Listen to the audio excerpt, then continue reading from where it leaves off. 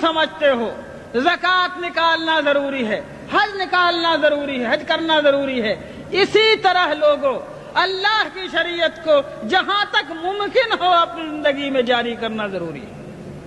ٹھیک ہے، ہندوستان کے حالات میں ہم حدود و قصاص جاری نہیں کر سکتے، ہمارے اندر اس کی استطاعت و طاقت نہیں ہے، لیکن ہم قانون نکاح، قانون طلاق، قانون فسخ، قانون وصیت، قانون ولایت، قانون وراثت وغیرہ دوسرے معاملات میں اللہ کی شریعت کو ہم اپنے اوپر جاری کرنے کی طاقت رکھتے ہیں،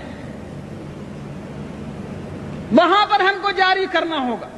سنو لوگوں، اللہ تعالیٰ نے ہم کو اتنے کا مکلف بنایا ہے جتنے کی ہمارے اندر طاقت ہو، اس میں کوتاہی کریں گے تو پکڑے جائیں گے۔ سیدنا امام بویتی رحمۃ اللہ علیہ بہت بڑے عالم گزرے ہیں، فقہ شافعی کے بہت بڑے امام ہیں۔ جب خلافت عباسیہ کا زمانہ تھا، مسئلہ خلق قرآن پر ان کو قید کر دیا گیا جیل خانے میں، ان کے پیروں میں بیڑیاں تھیں۔ جب جمعے کا دن آتا، جمعے کی اذان کے وقت اپنے جیل خانے کی کوٹھری سے گھسٹتے گھسٹتے زمین پر نکلتے اور مین گیٹ تک جیل کے پہنچتے، سارا بدن لہو لہان ہو جاتا، خون سے بھر جاتا۔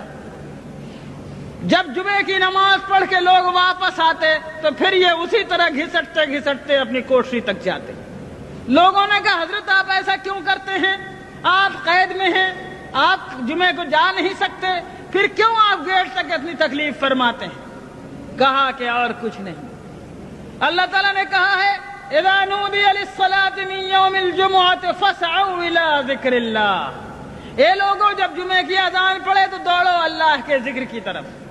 میں اس بات سے ڈرتا ہوں کہ جہاں تک میں جا سکتا ہوں اگر وہاں تک نہیں گیا تو کہیں اللہ مجھ سے یہ پوچھ نہ لے کہ بویتی تجھ کو میں نے گیٹ تک جانے کی طاقت دی تھی، تو وہاں تک تو جاتا، آگے لے جانا نہ لے جانا میرا کام تھا، تو میں اللہ کو کیا جواب دوں؟